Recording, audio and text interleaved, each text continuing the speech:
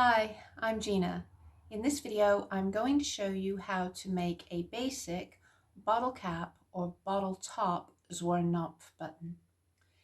This type of button actually has a bottle cap inside of it. And so you can do all sorts of wonderful things with collected bottle caps. I'll show you a basic version so that you can then use your imagination to do something absolutely unique to you. So let's get started.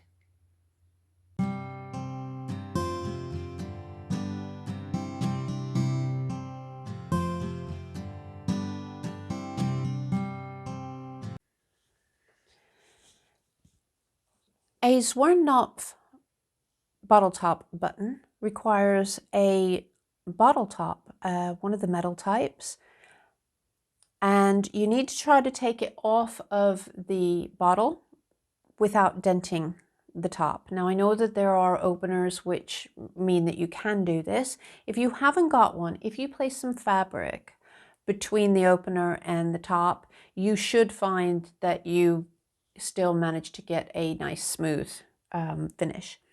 You'll also need pliers of some description because flat ones, the round ones don't really work so well. And what you want to do is you want to carefully splay out the bottom part of the cap. Take your time with it. And don't worry too much because you're not going to really see much of this part that's splayed out. But this will help to ensure that it stays in place on your button. Now these buttons are pretty much made the same way as the lucky penny or coin buttons, in that you basically place this charm in place. You can use, a lot of people also will use other type, like a shisha mirror in a similar way. But the interesting thing about the bottle top is because you have the ability to splay out this section and make it quite flat, it means this bit can be intact, and it's a nice effect. And then, of course, if you don't want the logo, you could always sort of paint the top of this to suit whatever whatever it is you're actually doing. So I've got that quite flat now, and that's actually what you're looking at doing. So if I show you on a side view, you can see that it's flattened out quite nicely. Okay, so that's our first prep. The second thing that you need is a ring that's actually large enough for you to have some space to do all sorts of wonderful decorative things. So you can go really large, or you could go something in between. I think we'll go something a little bit smaller here. This is from our concentric rings set of button molds, which go down to a very small, which obviously you're not going to use for that. It's just not going to work. And some other sizes as well. So that really, you're not giving yourself much space. That would just about go. You have a little bit of space there, or you can sort of go much larger.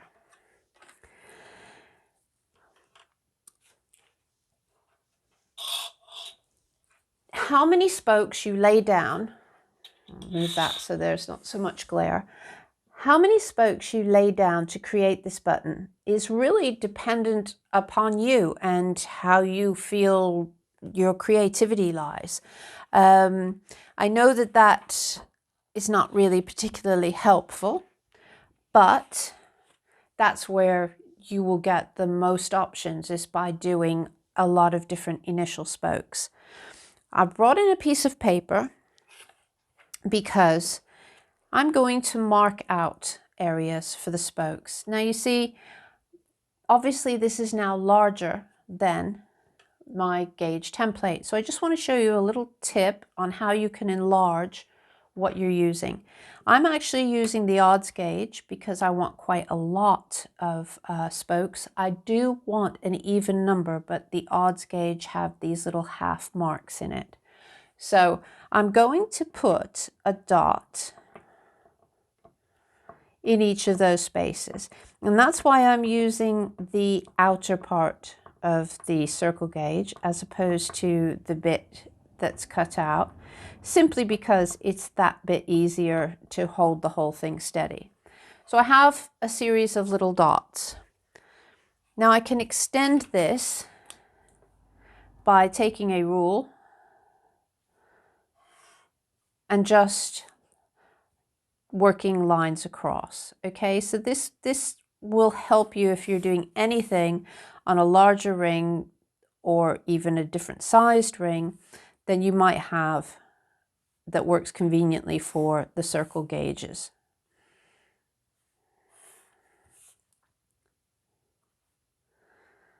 Of course, you could just measure everything up by eye as you're wrapping, and as you become more confident in your wrapping, you'll find that you don't need to measure out as often.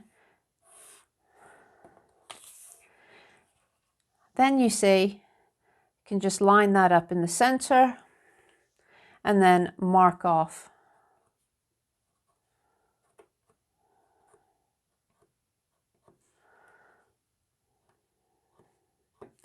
all of the lines that I want. I know you're not going to be able to see them as well as I can, but they're there, and I'll be able to line up my threads far more easily.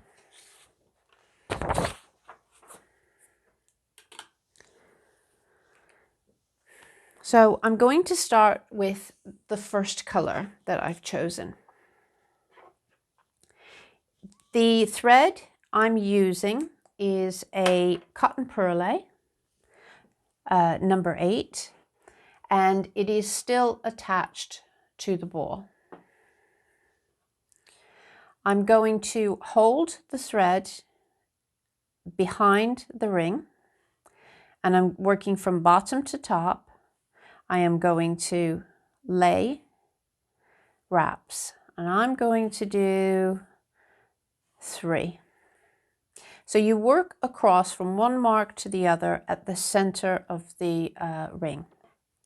So now I'm going to rotate the ring ever so slightly anti-clockwise.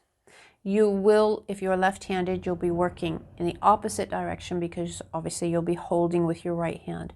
So therefore you'll need to turn to the right as well, but still wrap from the bottom to the top. Another thing is what you can do is you can wrap the first, lay the first wrap at the marks that you've made, and then one either side. That helps for the spacing really nicely. And again, it's up to you. You may wish these to be thicker or thinner or whatever to suit your design. So I'm going to do this all of the way around.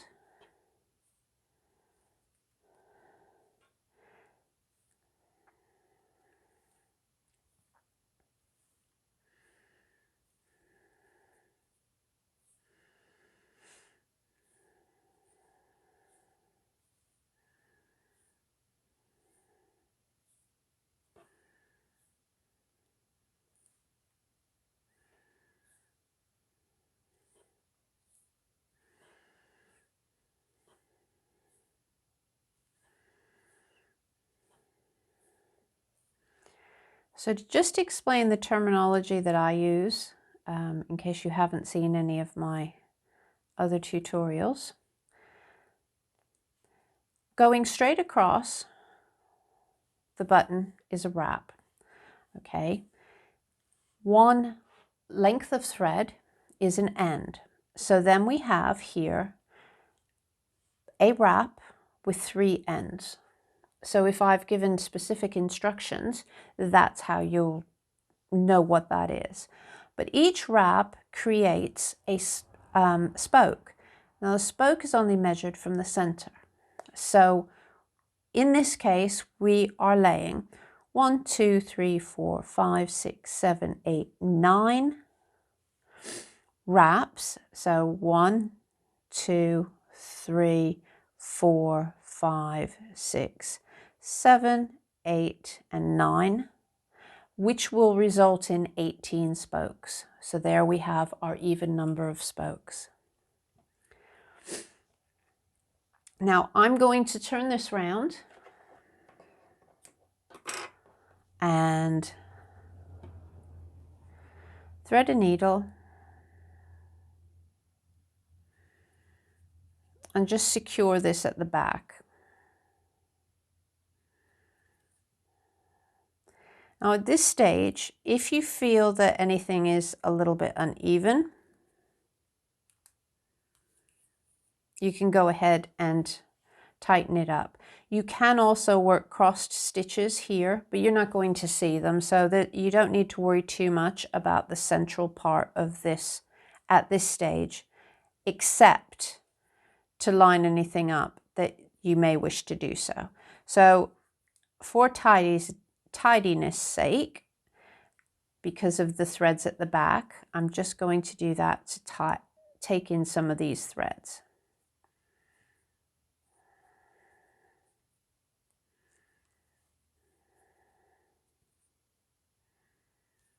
Okay, and then I'm going to just tie the start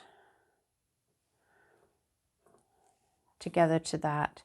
You can weave through as well. It will be pretty secure without knotting it if you wish. So there's our basic wheel ready for our bottle top. So you'll decide, you see, you'll want to center that up. Now the next bit is a little bit harder initially. So I'm going to take a second color of thread so that you can see what I'm doing.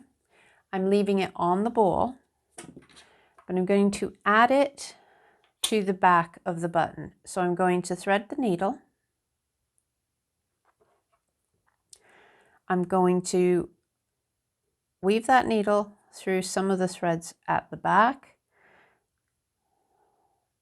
double it up, and then remove the needle. I'll test that. If that's not moving, that's fine. If it is, then I'll just tie a knot in this end until it stops moving.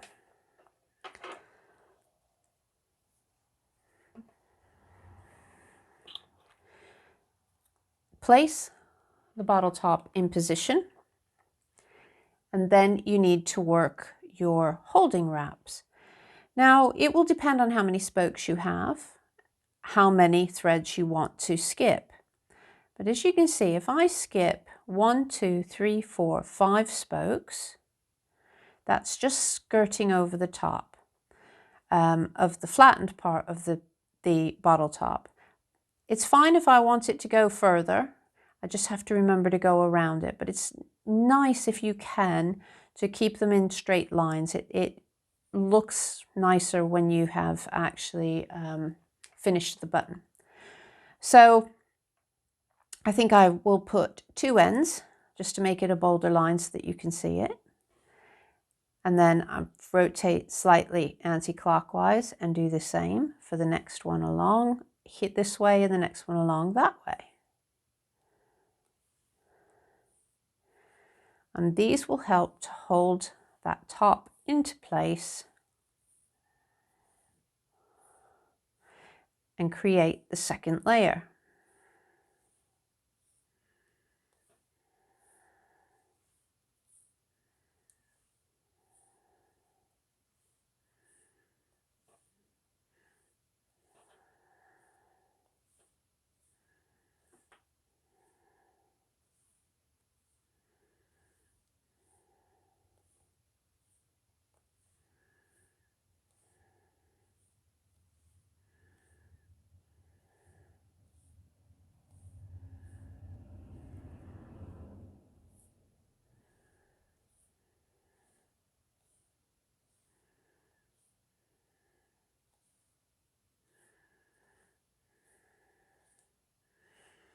So I've come full circle, which basically means that each of these spokes underneath has got the blue thread running at either side, creating that little V. And from that point, your bottle top is held in place for a decorative button. Now, of course, this isn't going to be a button that you actually fasten up any clothes with. And if you feel that anything is sort of out, you can just shift it a little bit and slide that bottle top around until you're happy. But be very careful, because obviously what you don't want to happen is for you to mess up the integrity of your wraps. So again, I'm just going to cut the end. And if you struggle at all, don't need my awl, you can always use the third hand to clip that into place to free up so that you can actually thread up your needle. Of course, the third hand does not come with the big weight.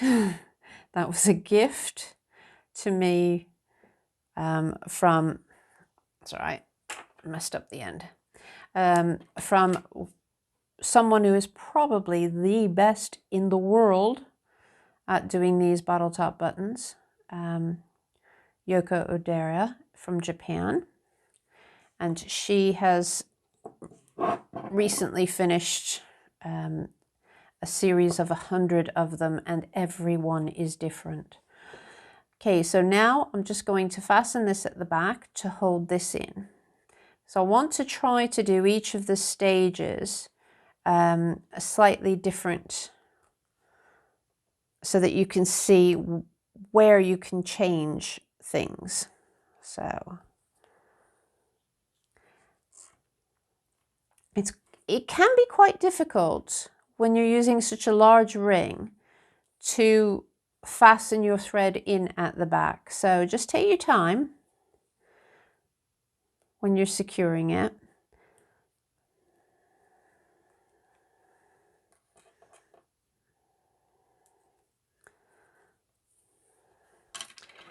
Okay, so that's that.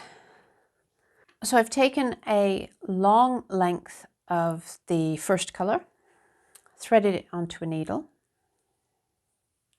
and I'm going to work a double knot in this end,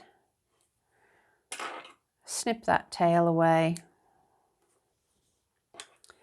and then fasten this to the end, to the back of the button.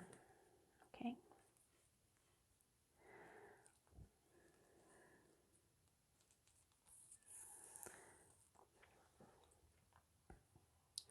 Double check I'm still happy with that. And now I'm going to work blanket stitches. So I'm going to work blanket stitches to cover up the ring.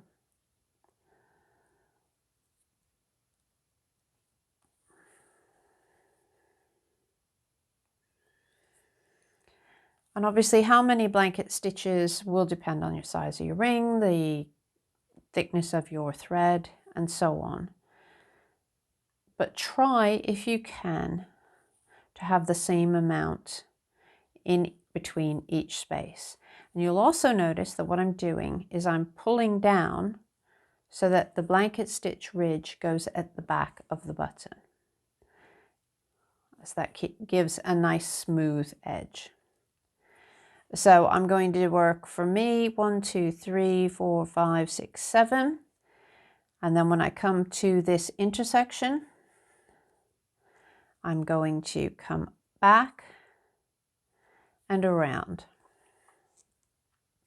And that will just hold those threads in place. And I'm going to pull this quite tight to bring it down. You can keep it looser. You could avoid this and go back and put in holding stitches in another color. There are really a lot of different options that you've got. So I'll carry on doing this.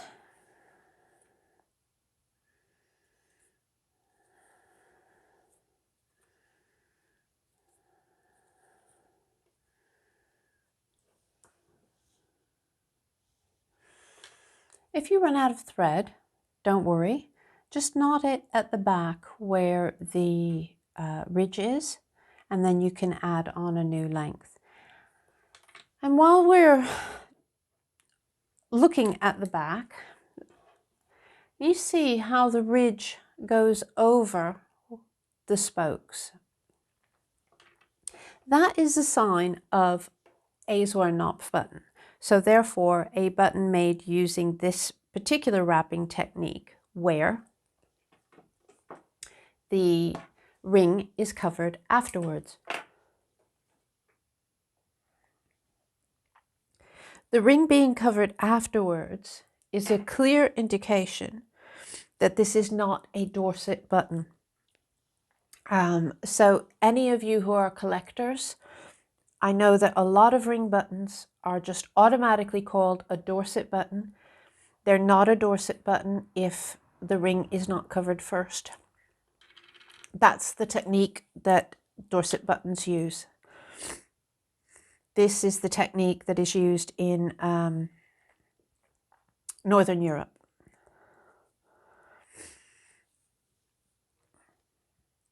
So I've just added on with another knot, and I'll carry on with the rest of my blanket stitches. The other thing that I wanted to quickly show you as I've come back to the screen is that if, as you're counting, you find that you haven't got quite enough space for the number of stitches that fits everywhere else. So for instance here, 1, 2, 3, 4, 5, 6, 7, that one's okay. You can tweak the edge of your nail or your needle, just shift the spokes ever so slightly if needed. So I will carry on.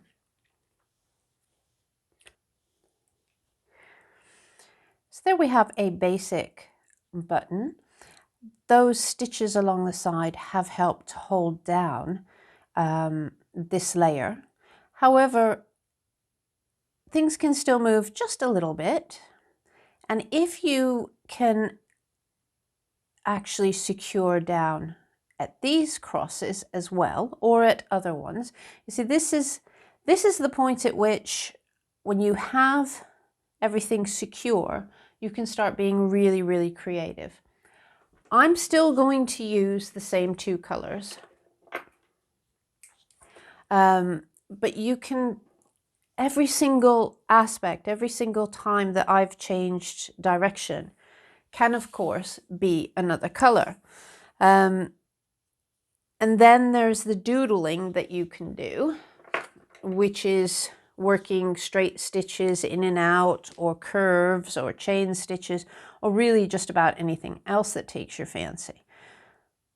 So I'm just going to, as before, secure on an end to the back.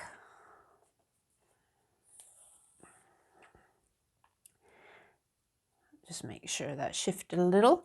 So I've decided that I'm going to work a stitch at this cross, so the one that's coming down at the spike, and I've just seen I've not captured what's behind as well, so it can help if you can look at what the threads are behind for a tidier button.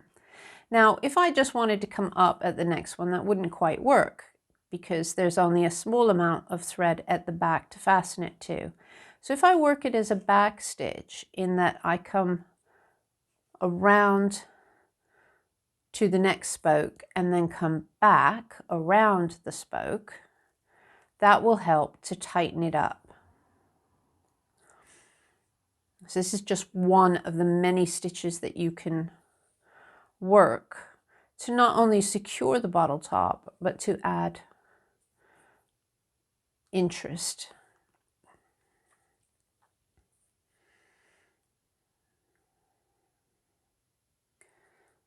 The hardest part of this is making sure that you've you capture the right crosses and the right overlaps, especially those threads at the back, because how you capture the threads at the back will determine how open or closed the actual spokes and the look of the button actually is.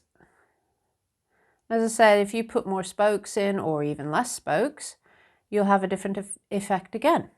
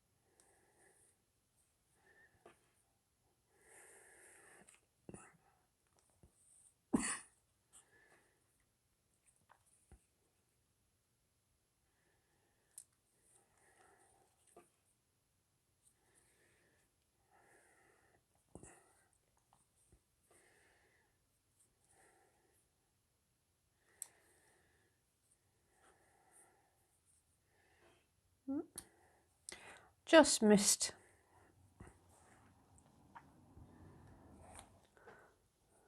that one at the end there.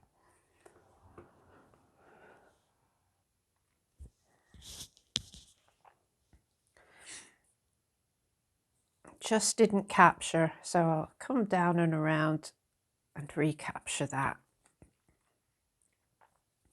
So I get those threads at the back nice and tidy.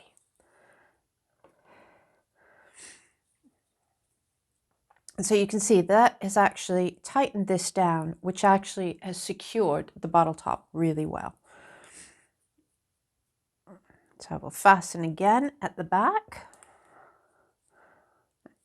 And at this point, it doesn't really matter so long as what you're fastening is behind the bottle cap. But if you want to carry on your line, you can, of course, do that as well. Yeah, that's fine.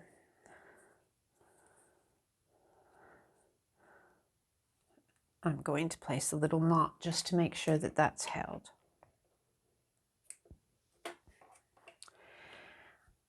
So there you can see now, just those stitches, that means I can't now move, I can't shift that bottle top. So there is a basic bottle top button. You can carry on, as I said, working stitches in between each of these crosses. You can come up and down, you can go doodle all of the way around them. And I would definitely recommend taking a look at Yoko's Instagram page if you get a chance, and I will pop a little link for some fantastic inspiration. She really is the artist at bottle top buttons. And so, thank you very much for watching. I hope that's inspired you, showed you how you can make these buttons quite easily, and I'd love to see some of your creations as well. So click subscribe, click like. Thanks very much for watching. Bye-bye.